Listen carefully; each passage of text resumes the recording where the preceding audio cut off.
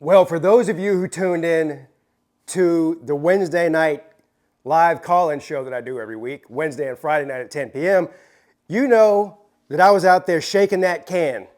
I was out there shaking that can for RANTS. That's right, anybody who donated a direct donation, whether it was through Super Chat or PayPal or Cash App or whatever, every single dollar they send in, now there is a limit to this, but every single dollar that they send in, I'll do a 1-minute rant on whatever subject they want me to rant about. So we got a lot of entries. Shout out to all the people out there that sent in entries. So there is a 10-minute cap on this because, just for example, here's a list of the things that I'm going to have to rant about. Ugly stewardesses, traffic in Charleston, Ohio State, my cult neighborhood, George's Light, Panthers Frank Reich, the new head coach for the Carolina Panthers, coaches whining, a lot of that going on, comprehending simple things, and last but not least, having to rant. So shout out to all of you. So most of those are 5-minute rants, some of them are 10-minute rants, but here we go. Enjoy. I'm not going to upload this to my channel. I was originally going to make like a long 30-minute to an hour, just continuous rant about different subjects and post it on my YouTube channel. It's going to be too confusing for people that have no idea what's going on. They come across this channel and they see me ranting about ugly stewardesses. They're very likely not to stick around. So I'm doing what I'm doing now, and it will be posted on one of my live shows. Most likely, this is midday show material. So again, shout out to all the people out there who got involved in the rant can shaking endeavor. All right, let's start with what's top on the list now. What is this here? Ugly stewardesses.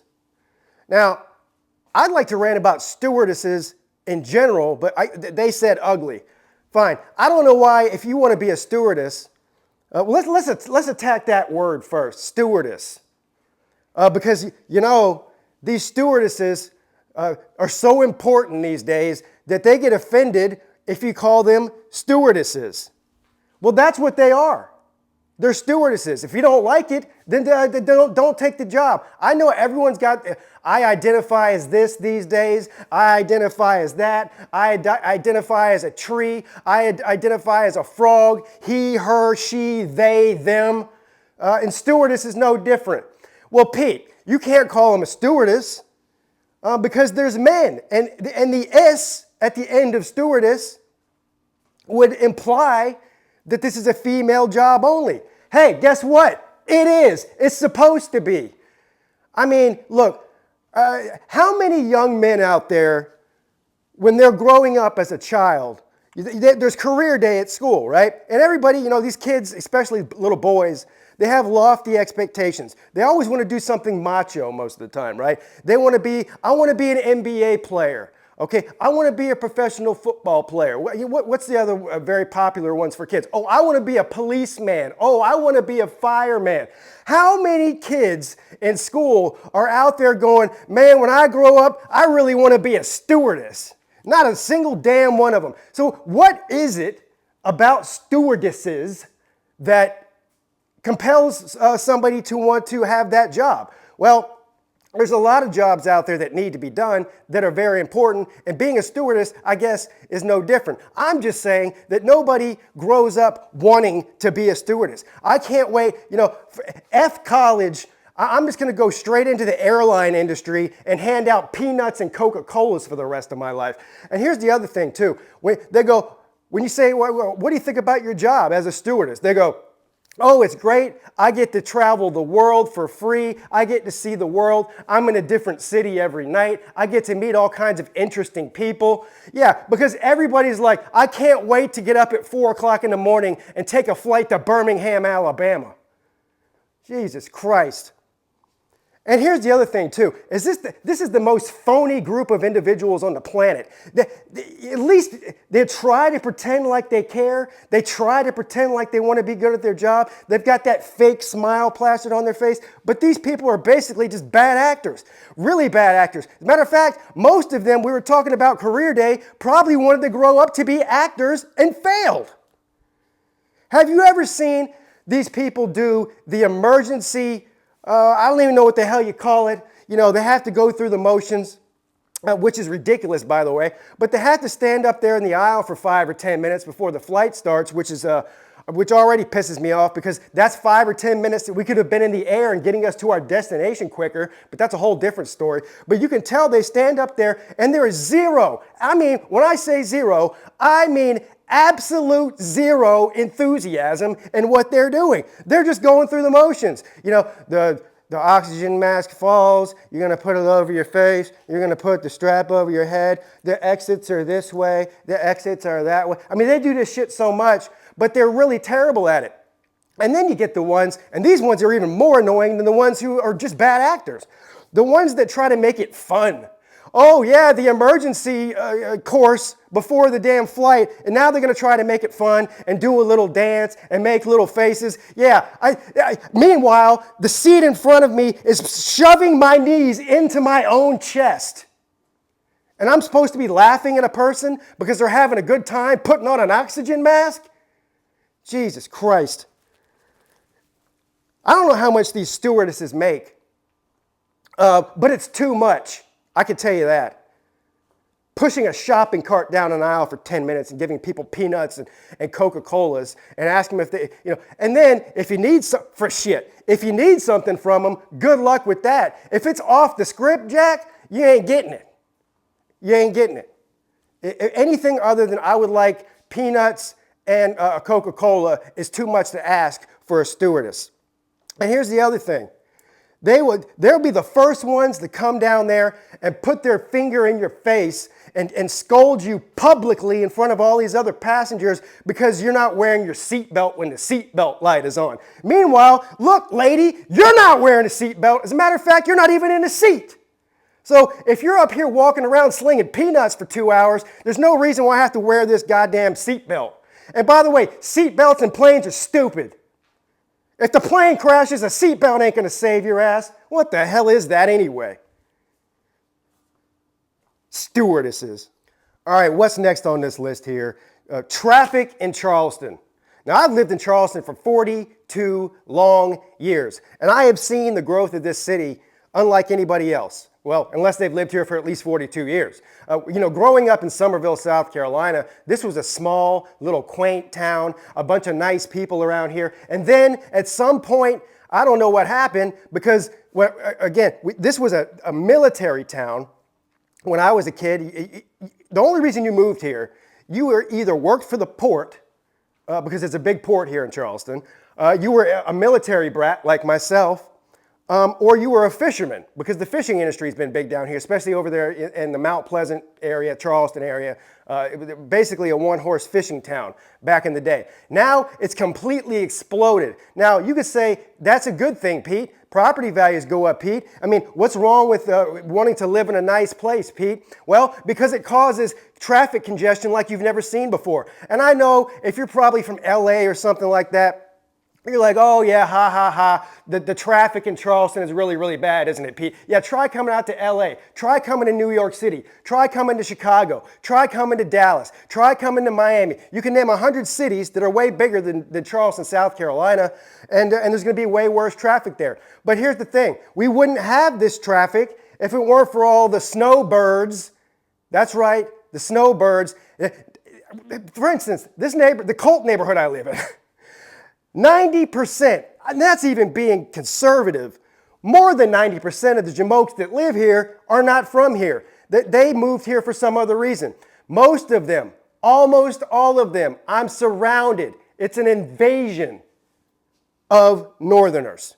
Mostly people from New York, mostly people from Ohio, New Jersey, Pennsylvania, those group of northeastern and midwestern states contributes to 90% of the traffic problems down here in South Carolina. And here's the other thing.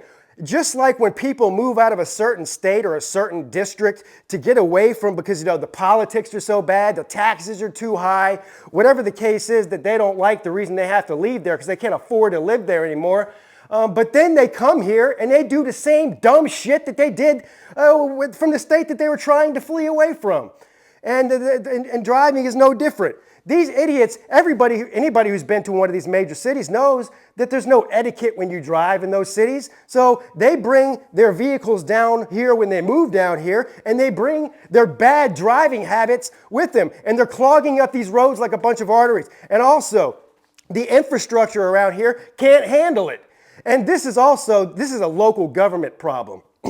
I mean, the construction around here for the past 15 years is at a ridiculous pace. But what do? They build the houses first, then they wait 5 or 6 years to start building the infrastructure to support it. They don't give a shit if you have to sit in traffic for 4 hours for a 4-mile drive to work. They really could give a shit less. They wait at least 5 years after they build something to start widening roads and adding new roads and bridges and whatnot. So, for instance, this neighborhood that we live in has been under construction for over 10 years now. There's thousands of homes in here. There's one road that leads in here, and it's a 2-lane road. And I'm not talking about 2 lanes each way. I'm talking about 1 lane each way. Now, what are they going to do? Oh, everybody's really happy about it too. Oh, great, Pete. They're going to widen that highway that leads into your neighborhood. Oh, that's great. It's a 4-mile highway, and it's going to take them 8 effing years to do it. And it's going to be a complete and total hassle the whole time they are doing it because they're completely incompetent when it comes to the time of day and the way that you do it to not cause problems for the people that are living there. There is that. And by the time that they get done making this road, it's going to be time to widen it again. I don't know. It should be a mandate. Maybe I need to run for city council or whatever the hell. I don't know. I need to run for something around here because I can fix shit in a heartbeat. But somebody needs to say, okay, if you're going to plan on building this many houses and this many businesses in this square mile of an area, then before you're even allowed to put a shovel in the ground to build something, you need to put a road in there. Widen that road. Add a stoplight. I don't give a shit what you got to do, but whatever you're doing sure as hell ain't working. Now, when the pandemic started, everyone got to stay home. Then what did we do? I mean, it was a terrible time for the country. Everybody's locked in their house for no reason. And I won't even get into that. That's a whole different rant. But you guys know what I'm talking about. Kids were out of school.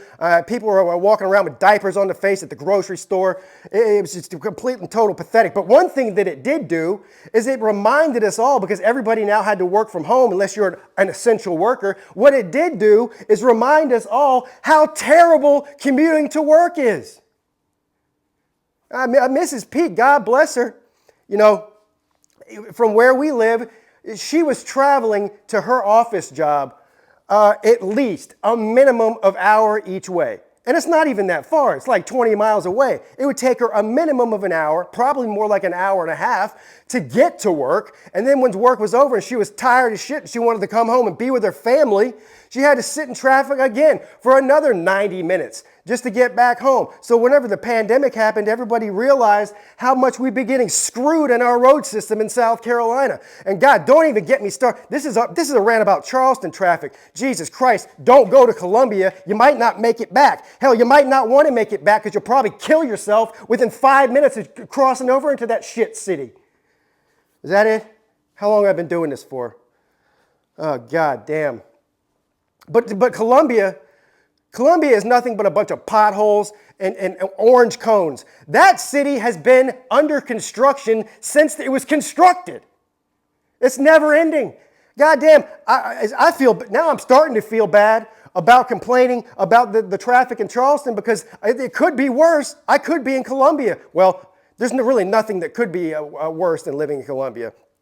I mean, that's pretty much it's the pit of misery, the pit of hell, the opposite of the pearly gates. where hopes and dreams go to die, and that includes their shitty road system. I don't know, do Gamecocks not pay taxes? The taxes go to roads, at least down here in Charleston. As much as I give them a hard time, at least when they start a construction project, they eventually finish it. You know, it might take 3 or 4 or 5 or 10 times longer than they said it was going to take when they originally started the damn project, but at least eventually they get it done. I'm 42 years old. The same road that was under construction in 1980 in October when I was born is under construction today. How in the hell, who's running the show up there? I don't know. I feel like you could be a Mensa student. As soon as you walk in that town, there must be something in the air that just clogs your brain and makes you stupid. I will do anything humanly possible to avoid driving through Columbia, South Carolina. Anything. I'll go 2 hours out of my way if I have to. It's worth it. You know that when you get the Google Maps deal, and it tells you, okay, go I-26 west towards Columbia. Well, as soon as I get about 30 miles outside of that crap hole, I hit that little button that says alternate directions. You know what I mean? Take me around this crap. You could take me through BFE. You ride through a town where there's nothing but Confederate flags and pickup trucks. I don't give a shit. I mean, straight banjo playing motherfuckers out there. I don't give a shit. I'd rather go through that town and take my chances than to ride through that shitty ass interstate system through Columbia, South Carolina. Well, you know what? I went to, what was it, 2 years ago? I think it was 2 years ago. I went for a weekend. A bunch of us went and met over at Uncle Lou's apartment to watch football for the weekend. And we had a great time. But for those of you who know, Uncle Lou lives in Augusta, Georgia, which is basically right on the state line. It butts right up to Columbia, South Carolina. So I don't even remember what exit it is. You got to get off of I-26 at a certain exit. Then you drive through Columbia for, I don't know, 5 or 10 miles down this highway. And then you get onto, I think it's I-20 or whatever leads right in there to Augusta. I'm not even kidding you. I told him this when I got there, and it's funny, but it's really not funny. When I got off of that exit, and I turned onto that highway that rolled through Columbia on the way to Augusta, this was the most depressing place on the planet. I mean, there is very few places on the face of the planet that are more depressing than that 5-mile stretch between I-26 and I-20 in Columbia. You look around, it's destitute. Everything's falling apart. Everything's rusty. It's like, you know when you see those like really, really poor towns like in Africa and shit, and everything is like a shanty town, and everything's rusted, and everything's old, and there's no pavement, it's just dirt. That's what driving through there was like. I had to go take a friggin', I don't even know, what do you take, what's the thing that people on depression take? Wellbutrin. I don't even have depression. But I almost called my doctor 3 miles into that drive and say, hey, doc, I need some Wellbutrin. Oh, why, Pete? What's going on, man? You feeling depressed? Yeah, I'm driving through Columbia. All right, what's next on this list here to rant about? Ohio State. Man, this would be easy. I've been doing this shit for 6 years. I think I've ranted more about Ohio State than I have anything else in my history on YouTube. Because it's really easy. And it's not just from a football perspective either. I just got done mentioning about all the people from Ohio that moved down here. And it's a running joke, amongst the South Carolina people and South Carolina natives about, especially Myrtle Beach. But it really extends outside Myrtle Beach into all the major metropolitan areas in the state of South Carolina, in the state of Florida, in the state of Georgia, North Carolina. They just love the Southeast. Now, why wouldn't they? Because Ohio is a complete and total dump.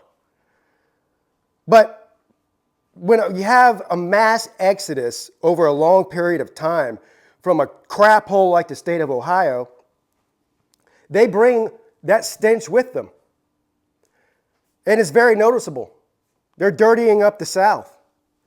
They're dirtying up the dirty South even dirtier than it already is. But have you ever seen, switching from Ohio, which everybody knows, has you ever heard in your entire life, people go, oh man, where are you from? Charleston? Oh, I love that place. We love to come visit there. It's an awesome town. It doesn't really matter what city. It could be Miami. It could be anywhere, really.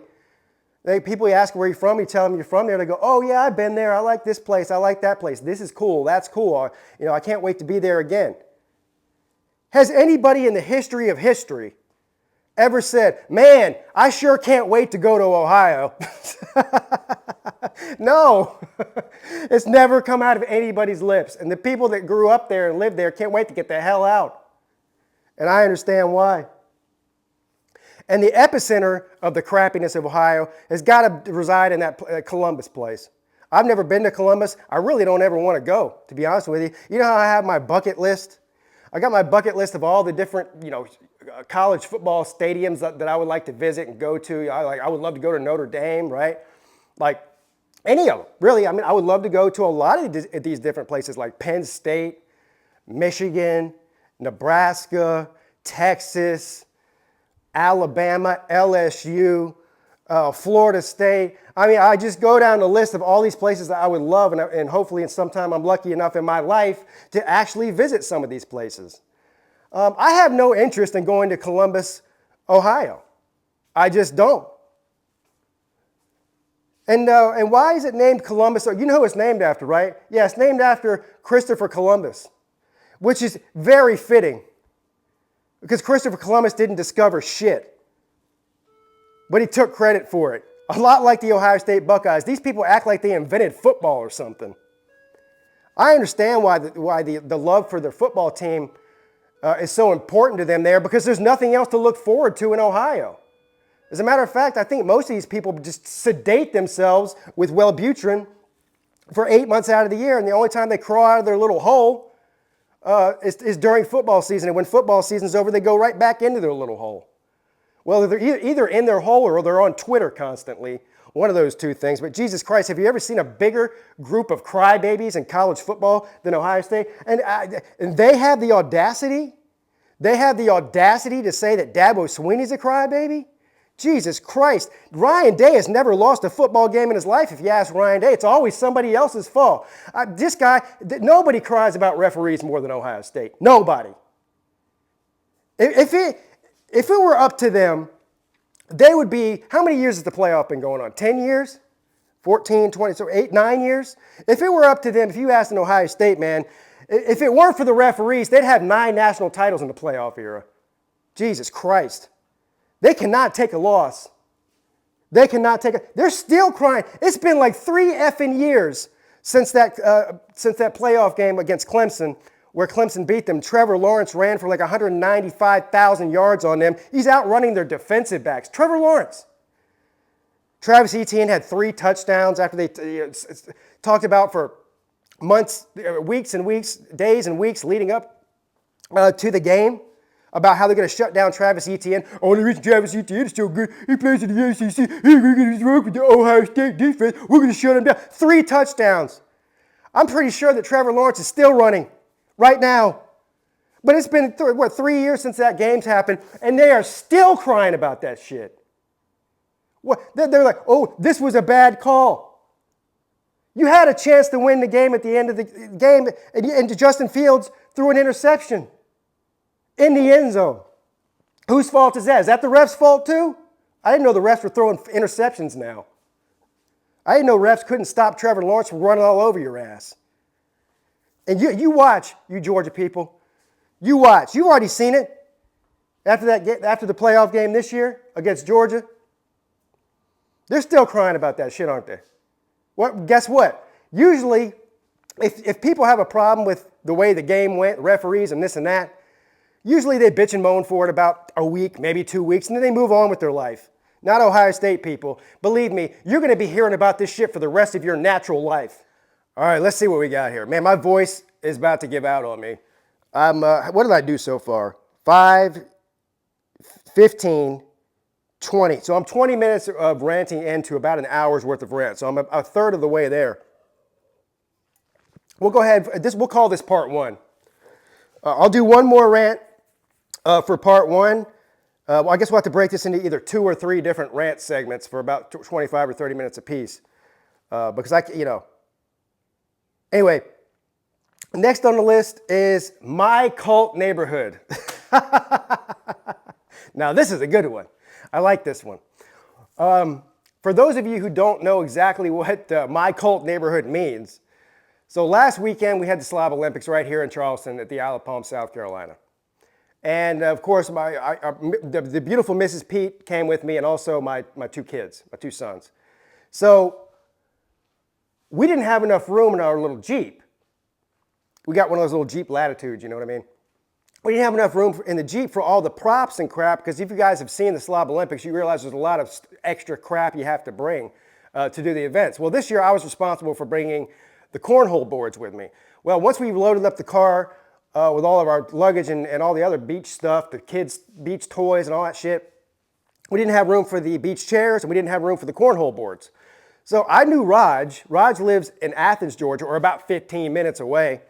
And he's driving down here, so I said, you know what, I ought to call Raj before he gets to Charleston. Maybe he could swing in here, because it's on the way to the beach. You know, he has to drive basically right by my town to get there. And maybe since he's got a pickup truck, he can throw the cornhole boards in the back of his pickup truck and the beach chairs and whatnot. So of course, to Raj's credit, shout out to you, Raj, I call him. He's like, yeah, buddy, I'll be there. Just text me your address. I'll be there in about 15 minutes. And sure enough, it might not have been 15 minutes, but yeah, but Raj did show up. And I don't know, he probably had to go 10 minutes out of his way, conservatively, something like that, to get here. So I'm really grateful that he did that. Because I don't know how, otherwise I would have had to drive all the way down to Isle of Palms, drop the kids and the luggage off, drive all the way back to Somerville just to pick up a couple cornhole boards. It would have been a whole deal. It would have taken me 3 or 4 hours to do that. So shout out to Raj. But so Raj comes, he backs his pickup truck into my driveway. We throw the cornhole boards in there. We stand there, we smoke a cigarette, we drink a beer together. Hey, good to see you, brother. Yeah, can't wait for this weekend, all that kind of stuff. He's here for 10 or 15 minutes max. And then he scoots off, him and Mrs. Raj head to Isle of Palms, and we go and we meet him there. So I didn't think anything of it. So we're sitting around, I think it was either Friday night or Saturday night at the Slob Olympics. And so I think it was Sea-Dog. He goes, so what's up with this neighborhood you live in? I go, what do you mean what's up with the neighborhood I live in? He goes, well, Raj said you lived in like this cult community. I go, what? I said, what do you mean by cult community? He said, yeah, Raj was talking about, he came to pick up your cornhole boards. And he's like, man, they got a fucking Starbucks there. They got a goddamn McDonald's, a goddamn Chick-fil-A. They got a gas station. You don't even got to go on the road to get to the gas station, the grocery store, the chiropractor, restaurants everywhere. People bitches walking around in yoga pants, golf carts everywhere. He said, it's like a goddamn cult. I couldn't even pull my truck in that motherfucker, which by the way, is complete and total bullshit. Of course you can pull your truck. I saw you do it. You backed your truck right into my driveway, bro. So, but it's funny though, because it's partly true. That's actually the funny part about this whole thing, is it is kind of a cult neighborhood. I'm not gonna lie. Now, I don't belong to the cult. I live in the compound and I observe all the other cult-like behavior that's going on around me, but I don't participate in that shit, you know? But he is right though. I think it was a few weeks ago when me and Mrs. Pete went to the Chris Rock and Dave Chappelle comedy concert here in Charleston, which was amazing and fantastic, by the way. If you haven't seen that Chris Rock special that just came out on Netflix, that's basically the set that he did on this tour that he was on. So go watch that. But anyway, in there he talks about how you know that you made it, right? He's like, you know you made it when you move into a neighborhood and it's 10 o'clock in the morning and you look out your window and there's a bunch of bitches out there in yoga pants pushing strollers around. Ain't nobody working. That's what this neighborhood is like. If you walk out this house, if I were to take this camera, as a matter of fact, all the walking and talking videos that I used to do, you remember, and I'll do more of them too, it's becoming harder and harder because there's more and more yoga pants people running around interrupting my videos. So I had to resort to doing this in my living room. Yes, walking back and forth, but I'm still walking and I'm still talking. But if I were to walk out of this house right now and take this camera and walk down the street, within 5 minutes you'd see at least a dozen people doing what Chris Rock and Raj were talking about. So he is kind of right about that. Now, to me, this is not abnormal. There's a lot of communities, I don't even know, I think there's a name for them. I personally like the name cult community because it's just hilarious. But I think there's an actual name for places, self-sustaining communities. I think that's what they're called. I'm pretty sure that's what they're called.